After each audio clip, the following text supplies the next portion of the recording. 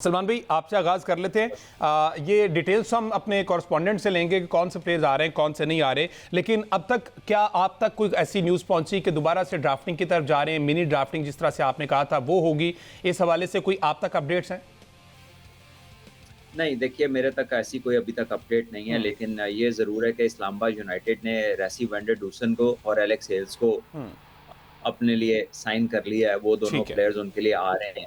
सही और है। इसी तरह कुछ प्लेयर्स हैं जैसे मिचेल ओवन है, शायद वो नहीं आ रहे। शायद जो है वो न्यूज़ीलैंड के 1-2 प्लेयर्स नहीं आ रहे और उनकी भी कुछ कमिटमेंट्स हैं। कुछ हाँ जी। प्लेयर्स हैं जो कि वर्ल्ड टेस्ट चैंपियनशिप के अंदर होंगे, शायद वो ना आ सकें। तो इट ऑल डिपेंड्स, क्योंकि जैसे आपने कहा ना कि एनओसीज़ सबने जी एक जी। मखसूस वक़्त तक की ली थी और उसके बाद की ज़ाहिर है उनके तो प्लान्स पहले से बने होते हैं। तो आई थिंक उसमें कोई डिस्ट्रैक्शंस हो सकती हैं, लेकर के कौन आएगा, कौन नहीं आएगा। लेकिन आई थिंक प्लेयर्स तो कुछ ना कुछ जो है ना वो साइनिंग्स मिल ही जाएँगी हमारी जो फ्रैंचाइज़ हैं उनको। बिल्कुल इसी तरह ये और ये फर्दर भी मेरा ख्याल आज बिल्कुल क्लियर हो जाएगा। अहमद से जानते हैं कि अहमद के पास कुछ ऐसी डिटेल्स हैं कि नहीं है। Welcome to discussion. आपके पास क्या डिटेल्स हैं, कौन से प्लेयर्स आ रहे हैं कौन से नहीं आ रहे और ये किस तरफ को चलने जा रहा है रावलपिंडी में जो पहले 4 मैचेस हैं? देखिए, मिनी ड्राफ्टिंग का तो मेरा नहीं ख्याल कि मिनी ड्राफ्टिंग का कोई इवेंट होने जा रहा है। अलबत्ता ये ज़रूर है कि हर टीम जो भी प्लेयर्स रखना चाहती है, उनकी अवेलेबिलिटी अपने तौर पे मेक श्योर करने की कोशिश करेगी और कोशिश करेगी कि जो अच्छे से अच्छा कॉम्बिनेशन बन सकता है, वो बने। जिस तरह से सलमान भाई ने बात की है इस्लामाबाद यूनाइटेड की, तो आई थिंक कि इसी तरह से हर टीम की अपनी-अपनी कोशिश है कि प्लेयर्स की अवेलेबिलिटी देखे और उस अवेलेबिलिटी को देखते हुए फिर कॉम्बिनेशन बनाया जाए, क्योंकि जो एक सिचुएशन बनी थी इंडिया-पाकिस्तान के दरमियान, उसके बाद जिस तरह से आईपीएल और पीएसएल दोनों ही पोस्टपोन्ड हो गई थी, तो इससे फ्रेंचाइज़ीज़ को आई थिंक कि काफ़ी ज़्यादा एक झटका भी लगा है कि जो अच्छा भला कॉम्बिनेशन बनाया था, वो काफ़ी हद तक डिस्टर्ब हुआ है। अब देखना ये है कि कौन-सी टीम कितनी जल्दी इस सारी सिचुएशन से कोप अप करके और अच्छे से अच्छा कॉम्बिनेशन बनाती है। लेकिन मेरा नहीं ख्याल और ना मेरे को इस तरह की इन्फॉर्मेशन है कि मिनी ड्राफ्टिंग का कोई इवेंट होगा।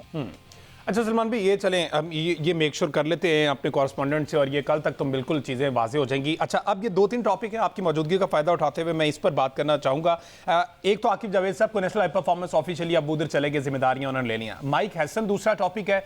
तीसरा ये कि मिसबा उल हक को रेड बॉल के लिए लाया जा रहा है। तो मिसबा से स्टार्ट कर लें क्या? अगर ये बातें हो रही हैं कि मिसबा उल हक को दोबारा रेड बॉल, इससे पहले भी वो सिलेक्टर भी रह चुके, कोच भी रह चुके, लेकिन उस तरह से खातिर का कारकर्दगी जो है पाकिस्तान टीम की नहीं थी। उन पर यह कहा जाता था कि ये जनाब डिफेंसिव मोड अप्लाई करवा देते हैं तमाम क्रिकेटर्स पर। देखिए ये तो बात ये है कि ये बात कर कौन रहा है और वो किस कॉन्टेक्स्ट में बात कर रहा है। आप एक टेस्ट क्रिकेट की बात कर रहे हैं और टेस्ट क्रिकेट में पाकिस्तान के हालात ही हैं पिछले कुछ अरसे से कि जब आप ओवरसीज खेलते हैं तो हमारा टेस्ट पूरे 5 दिन लास्ट ही नहीं करता। बिल्कुल ऐसा। हम 3 से 4 दिन के अंदर हमारा टेस्ट मैच खत्म हो जाता है। तो मुझे ये नहीं समझ आती कि हमारे जो लोग इसके ऊपर तबसरे करते हैं उन्हें जल्दी किस बात की है। क्या अब उन्होंने 3 डे के बाद कहीं और मुआहदा किया होता है, कहीं और जाके तबसरे करने होते हैं, क्या करना होता है? जब आप 5 दिन खेल ही नहीं पा रहे हो, एक मैच की लेंथ कोई पूरा नहीं जा रहे हो, तो आप किस बात की जल्दी कर रहे हो? You have to be technically and strategically and patience wise and fitness wise you have to be good enough to last 5 days and then get a result. एक तो आप पूरा दिन नहीं खेलते और जाहिर है जीतते नहीं है, उसमें आप हार जाते हैं ओवरसीज जाके। तो इस चीज को अपने जहन में लाने की जरूरत है कि हमारी जो टेक्निकल डेवलपमेंट है ना, उसमें बहुत काम होने वाला है, हमारी फिटनेस पे बहुत काम होने वाला है। और मैं ये नहीं कह रहा कि कोई और लगाएं या मिसबा को लगाएं या किसी और को लगाएं, जिसको भी आप लगाएं जो इन एस्पेक्ट्स के ऊपर जोर देने वाला है उस पर जोर दें। पहले तो टेस्ट क्रिकेट को अपनी प्रायोरिटी बनाएं। आपको पता है आपका इस साल का टेस्ट मैच जो मेरे ख्याल आखिर में जाके 1-2 टेस्ट मैच बिल्कुल ऐसे ही है। आपको तो टेस्ट मैच ही कोई नहीं है। तो ये रेड बॉल का कोच तो एक तो अभी किसी को बनाएंगे नहीं, क्योंकि अभी कुछ है ही नहीं रेड बॉल का, तो क्या बना के करेंगे? ठीक है, अगर 8-10 महीने की तनख्वाही देनी है किसी को तो वो दे देंगे, लेकिन आपकी कोई क्रिकेट ही नहीं है। सो सबसे पहले तो आपने टेस्ट क्रिकेट को प्रायोरिटाइज करना है। हाँ जी। ठीक है, टेस्ट क्रिकेटर्स के आपने कॉन्ट्रैक्ट उस तरह के देने हैं जहां पे वो कंपनसेट हो वाइट बॉल क्रिकेटर्स के मुकाबले में, क्योंकि अगर हमने टेस्ट क्रिकेटर्स के साथ जो हमारा सलूक चल रहा है, लड़के क्रिकेटर नहीं बनेंगे, they will start to develop only for league cricket. ठीक है, और लीग क्रिकेट के लिए अगर वो डेवलपमेंट शुरू कर देंगे अपनी बचपन से, तो वो अच्छे क्रिकेटर ही नहीं बन सकते। There is not a chance कि वो टेक्निकली, स्ट्रेटेजिकली, फिटनेस वाइज और अवेयरनेस के वाइज वो अच्छे क्रिकेटर्स बन जाए। ये छोटी क्रिकेट खेल के आप नहीं बन सकते, ठीक है, इसकी कोई दवाई नहीं बनी। तो अगर आप प्रायोरिटाइज करना चाहते हैं या आप अच्छी क्रिकेट को अपना स्टैंडर्ड टॉप लेवल की क्रिकेट का रखना चाहते हैं, तो आपको टेस्ट क्रिकेट को प्रायोरिटी बनाना पड़ेगा। फर्स्ट क्लास की मतलब जो वैल्यू है वो उसको देनी भी पड़ेगी और लोगों को ये समझाना पड़ेगा कि ये क्यों जरूरी है। अभी तक जो हालात चल रहे हैं ना, उसमें तो इसको दाल चावल की तरह बिल्कुल मिक्स किया हुआ और उस पर कोई ऐसी एज सच हमारा एम्फेसिस नहीं है, क्योंकि बातों की हद तक अगर है भी तो हमने जब तक उसको लुक्रेटिव ना किया, जब तक ऐसा ना किया कि प्लेयर इसको समझे, इसकी वैल्यू को समझे, और यहाँ जो प्लेयर स्पेशलाइज करता है उसके लिए भी अच्छा फ्यूचर है, तो वो इंटरेस्ट ही नहीं लेगा। तो एक तो हमें ये बनाने की जरूरत है। दूसरी बात यह कि आकिब भाई को जब आप लेकर आए थे, वो लाए ही इसलिए थे कि आप उनको हाई परफॉर्मेंस सेंटर जो है ना वो उनके सपोर्ट करेंगे। वो तो जब आए तो पाकिस्तान के जो 2 कोचेस थे उनका मसला हुआ, फिर उन्हें कहा गया कि जी आप ये रोल ले लें। उसमें उन्होंने आके वो बड़े पंखे लगवा के पिचेस को ड्राई किया, जो कि पता नहीं क्यों नहीं पहले कर रहे थे। वो कोई रॉकेट साइंस नहीं थी, इस तरह से दराज से बात हो रही थी।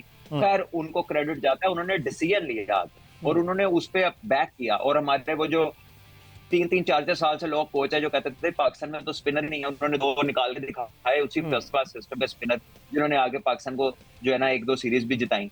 तो खैर वो उन्होंने एक अच्छा वहां पे किरदार अदा किया। फिर बाहर गए, वहां पर पाकिस्तान ने ऑस्ट्रेलिया में जब सीरीज जीती तो गिलेस्पी टीम के साथ थे, जब साउथ अफ्रीका में जीती वहां पे आकिब भाई साथ थे। फिर उसके बाद वो सिलेक्टर भी बने उस दौरान, और सिलेक्शन में फिर हमने देखा कि चैंपियंस ट्रॉफी में पाकिस्तान से मिस्टेक्स हुई। पाकिस्तान ने टीम की सिलेक्शन को लेकर डिस्प्लेसमेंट ऑफ द प्लेयर, जो ओपनर है वो नीचे जा रहा है, जो नीचे वाला है वो ओपनर पे जा रहा है, जो इसको होना चाहिए वो है नहीं, जहां पर स्पिनर चाहिए वहां पे फास्ट बॉलर जा रहा है। तो हमने काफी कुछ फॉर्मेटिव जो है ना वो हमसे एरर्स हुए हैं, ठीक है, विच आर नॉट इग्नोरेबल। तो अब उसके बाद वो ही has come back to the place which actually was brought for. और अब ये जो बाकी जो जगह है उसमें एक में तो माइक हैसन आ गए, ठीक है, और माइक हैसन ने आईपीएल की कुछ फ्रेंचाइजेस के वो हेड कोच रहे हैं, न्यूजीलैंड के हेड कोच रहे हैं। क्रिकेट उन्होंने कोई बहुत ज्यादा नहीं खेली, शायद वो अर्ली स्टेजेस के ऊपर किसी ऐसी इंजरी का शिकार हो गए थे जिसकी वजह से वो फिर खेल नहीं सके।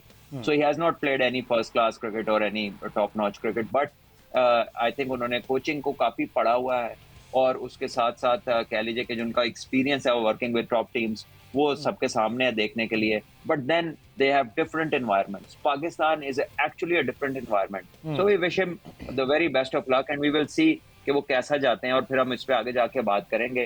और वी होप कि Pakistan cricket moves in the right direction. बिल्कुल, इस पर फर्दर भी बात करते हैं। अच्छा अहमद, आपके पास ऐसी कोई खबर, क्योंकि जो कुछ खबरें जो जर्नलिस्ट बता रहे हैं कि साउथ शकील को नया टेस्ट कप्तान बनाने जा रहे हैं, और इससे पहले हमने देखा वाइस कप्तान भी थे और उन पर रिलाई करने का सोचा जा रहा है। और उससे पहले जो हमारे थे कप्तान, क्या नाम था उनका, कराची किंग्स के सामने फुटेज भी चल रही है, मैं भूल गया हूँ। अच्छा अहमद, इसके बारे में कोई खबर है हमारे पास कि साउथ शकील जो है वो कप्तान बने जा रहे हैं टेस्ट क्रिकेट के?